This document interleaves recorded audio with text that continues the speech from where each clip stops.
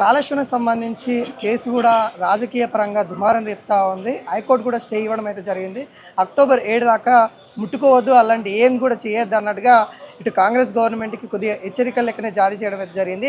ఈ అంశం గురించి మాట్లాడదాం. అసలు ఏం చెప్తా ఉంది, కోర్టు ఏం చెప్తా ఉంది, అసలు వీళ్ళేమి సమర్పించుకున్నారనే అంశాల గురించి క్లియర్ కట్గా మాట్లాడే ప్రయత్నం అయితే చేద్దాం. మనతో బీఆర్ఎస్ లీగల్ సెల్ లలితారెడ్డి గారు అయితే ఉన్నారు. మేడం నమస్తే. మేడం ఏంటి అసలు మీరు కోర్టుకి వెళ్ళారు, కోర్టు కూడా మీకు అనుకూలంగా తీర్పిచ్చింది, ఎలా ఉంది? ఫస్ట్ ఆఫ్ ఆల్ ఎలా చూస్తా ఉన్నారు? సో రియలీ అంటే చాలా అప్రిషియేట్ చేయదగ్గ విషయము. బికాజ్ మేము ముందు కూడా ఇంతకుముందు కోర్టులో కేసు వేసినప్పుడు కూడా చాలా క్లియర్గా కోర్టు వారికి చెప్పడం జరిగింది. ఈ ఘోష్ కమిషన్ ఏదైతే ఉందో చాలా ప్రొసీజర్ ల్యాప్సెస్ ఉన్నాయి. ప్రాపర్ ప్రొసీజర్ అడాప్ట్ చేయకుండా బయాస్డ్గా, కంప్లీట్ బయాస్డ్ అంటే ఒక రాజకీయ కుట్రతో ఆ విధంగానే ఉంది. పొలిటికల్ వేంజెన్స్ని తీసుకోవడానికి పొలిటికల్ రిపోర్ట్ లాగా ఉంది, కానీ అది అసలు పీసీ ఘోష్ కమిషన్ రిపోర్ట్ లాగా లేదు. అండ్ ప్రాపర్ ఆపర్చునిటీస్ కూడా ఇవ్వడం జరగలేదు. సో ఆ ఇష్యూ మీదనే కోర్టులో ఫైల్ చేయడం జరిగింది.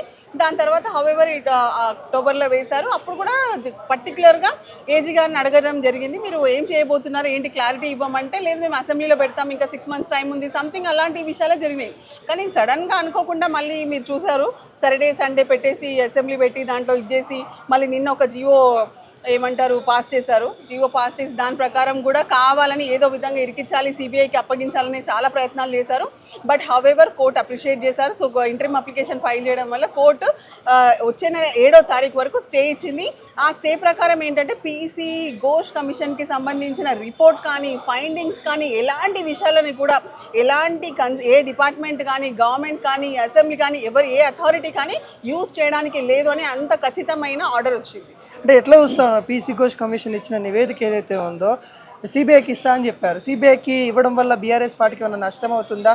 తప్పే చేయాలని బలంగా చెప్తా ఉన్నారు. మరి ఎందుకు భయపడతా ఉన్నారు అన్నట్టుగా కాంగ్రెస్ నేతలు చెప్తా ఉన్నారు. భయపడడం కాదు, ఇప్పుడు ఒక కమిషన్ని మీరు అపాయింట్ చేసినప్పుడు పర్టికులర్గా ప్రాపర్ ఆపర్చునిటీస్ అయితే ఇవ్వాలి కదా. ఇప్పుడు దగ్గర మోర్ దెన్ 100 విట్నెసెస్ని ఎగ్జామిన్ చేసి ఘోష్ గారు చేసిన పని ఏంటి, ఆయన చేయాల్సిన పని ఏంటంటే 8B కింద నోటీస్ ఇవ్వాలి, మీ మీద ఎన్ని ఎలిగేషన్స్ వచ్చినాయి, మీ మీద మీ సపోర్ట్గా మీరు ఏం చెప్పాలనుకుంటున్నారని ఒక ప్రాపర్ ఆపర్చునిటీ ఇవ్వాలి. సో అలాంటిది ఏమీ ఇవ్వకుండా జస్ట్ మీరు కాళేశ్వరం గురించి చెప్పండి అని చెప్పేసి ఎగ్జామిన్ చేశారు అంతేగాని ఆ ఎగ్జామినేషన్లో మరి మీ మీద ఇన్ని రకాల ఎలిగేషన్స్ ఉన్నాయని, ఇప్పుడు మేము కూడా ఆ రోజు హరీష్ రావు గారు అటెండ్ అయిన రోజు మేము ఉన్నాం అక్కడ, మా కళ్ళతోనే చూసాము.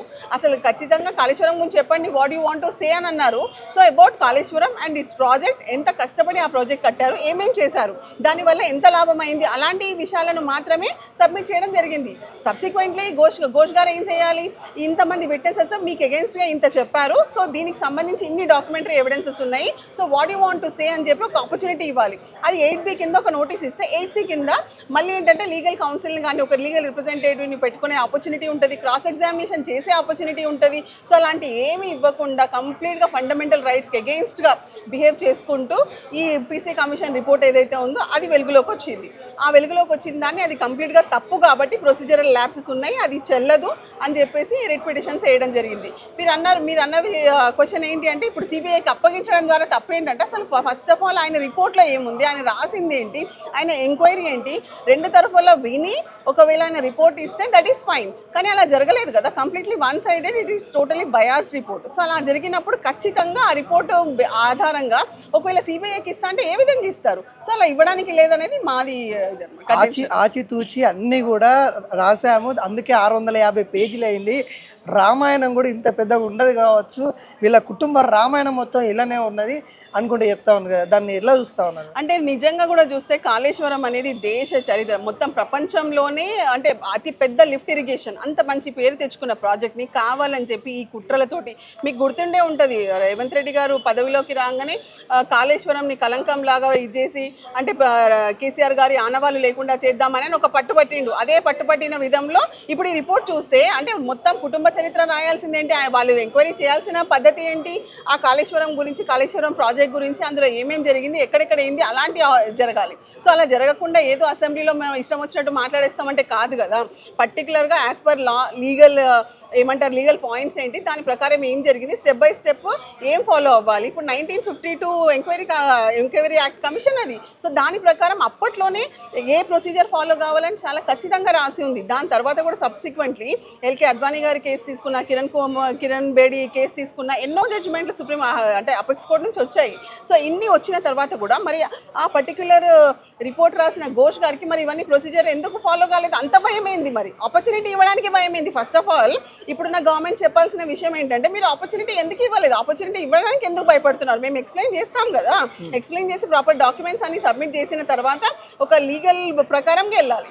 అట్లా వెళ్ళకుండా మీ పాకెట్లో ఉన్న కమిషన్ లెక్కనే చేస్తున్నారు అన్ని ఆచితూచి. అంటే వాళ్ళు ఘోష్ గారు మరి రిపోర్ట్ చేసినట్టు మాట్లాడతలేరు, వీళ్ళే చేసినట్టుగా మాట్లాడుతున్నారు. ఇంకొక అంశము హరీష్ రావు గురించి అసెంబ్లీలో మాట్లాడుతూ విచారణకు అయిన సందర్భంలో కేసీఆర్ ఒత్తిడి వల్లనే నేను ఇవన్నీ చేశాను అని హరీష్ రావు చేతులు ఎత్తేసిండు. పీసీ ఘోష్ కమిషన్ ముందు ఈ నివేదికలో అదే ఉందన్నట్టుగా సీఎం రేవంత్ రెడ్డి చెప్తా ఉన్నారు. అది అబ్సల్యూట్లీ ఎంత ఫాల్స్ అంటే దట్స్ వాట్ వీఆర్ సేయింగ్. అక్కడ మేము దగ్గర ఆ రోజు ఒక 10-15 మంది అడ్వకేట్లను కూర్చొని లోపల. ఎప్పుడైతే హరీష్ గారిని ఎగ్జామిన్ చేశారో ఆ రోజు ఆల్మోస్ట్ మేమందరం లోపల కూర్చొని ఉన్నాము. సో అలాంటి ఇష్యూనే జరగలేదు, అలాంటి మాటనే లేదు. అంటే ఈ తప్పుల తడకలేంది, అసలు ఏదో చెప్పాలనే ఉద్దేశం ఏంది? అంత పెద్ద అత్యున్నత స్థానంలో ఉన్న వ్యక్తి అసెంబ్లీలో అట్లా ఆ విధంగా మాట్లాడడం ఏంది? పీసీ ఘోష్ కమిషన్ లో అసలు అలాంటి జరగలేదు, అలాంటి మాటనే రాలేదు.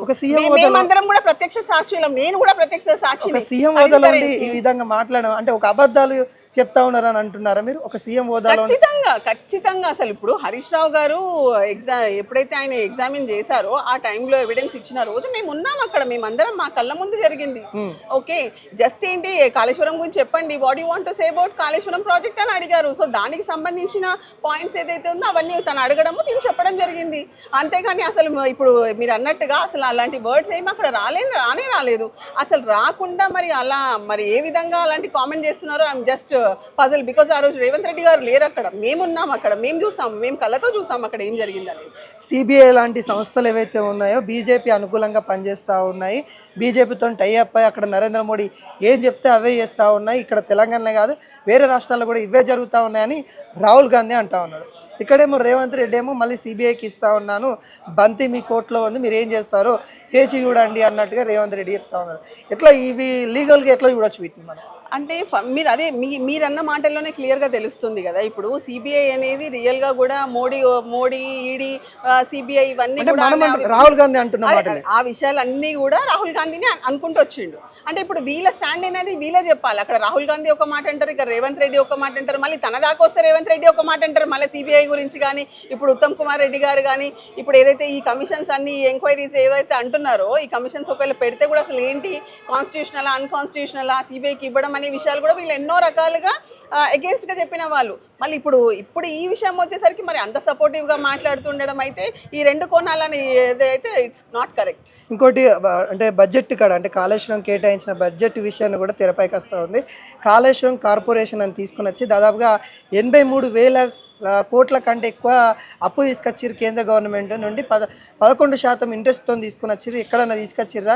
ఎందుకు ఇంత తెలంగాణ ప్రజలంటే ఇంత అక్కసు, ఎందుకు ఈ కమిషన్ల కోసం కకృతి పడ్డారు అన్నట్టుగా చెప్తా ఉన్నారు. అసలు దీన్ని లీగల్గా ఎట్లా చూడొచ్చు? ఇప్పుడు ఒక అంత మహోన్నతమైన అంత పెద్ద ప్రాజెక్ట్ కట్టాలంటే న్యాచురల్లీ డబ్బులు అవసరం పడుతుంది. ఇప్పుడు మీరు చూస్తే ఈ 10 సంవత్సరాలలో బీఆర్ఎస్ గవర్నమెంట్లో ఎన్ని లక్షల కోట్లు అప్పు తీసుకొచ్చారు, ఎన్ని అసెట్స్ పెంచారు, ఎన్ని ప్రాజెక్టులు కట్టారు మీరు చూడండి. అదే 20 నెలల్లో మరి ఏమంటారు కాగ్ రిపోర్ట్ కూడా వచ్చింది రీసెంట్గా మనం చూసినాము. కాగ్ రిపోర్ట్ ప్రకారం కూడా ఎన్ని లక్షల కోట్లు మరి కాంగ్రెస్ ప్రభుత్వం తీసుకుంది ఇప్పటివరకు 20 నెలల్లోనే. మరి సో వాళ్ళు పెంచిన అసెట్స్ ఏంటి? అదే ఇక్కడ కంపేరింగ్ టు బీఆర్ఎస్ గవర్నమెంట్ చూసినప్పుడు మీరు చూసారు మనకి ఎన్నో ప్రాజెక్ట్స్ ఉన్నాయి. కాళేశ్వరం ప్రాజెక్టే తీసుకోండి, అసలు అతి పెద్ద ప్రపంచంలోనే అత్యున్నత మనకి అంటే ప్రతిష్ట తెచ్చిన ప్రాజెక్ట్ ఖచ్చితంగా ఖర్చు అవుతుంది. దాని గురించి అప్పులు అవుతుంది. అప్పులు అయినప్పుడు అసెట్ పెరిగింది కదా, దానివల్ల ఎన్నో లక్షల ఎకరాలకి సాగునీరు అందింది, తాగునీరు అందింది. సో దానివల్ల ఎన్నో బెనిఫిట్స్ అయినది, ఎంతో అంటే ఉత్పత్తి జరిగింది. సో ఇవన్నీ కూడా పక్కన పెట్టేసి ఏదో మాటలు అనేసేయాలి, బడ్జెట్ ఇట్లా మాట్లాడాలి అట్లా మాట్లాడాలి, అప్పులు చేసినట్టు. అరే అప్పు చేస్తే దేనికోసం చేసిరు? ప్రజల కోసమే కదా, ప్రజలకు ఇవ్వడానికే కదా, ఇలాంటి ప్రాజెక్టులు కట్టడానికే కదా.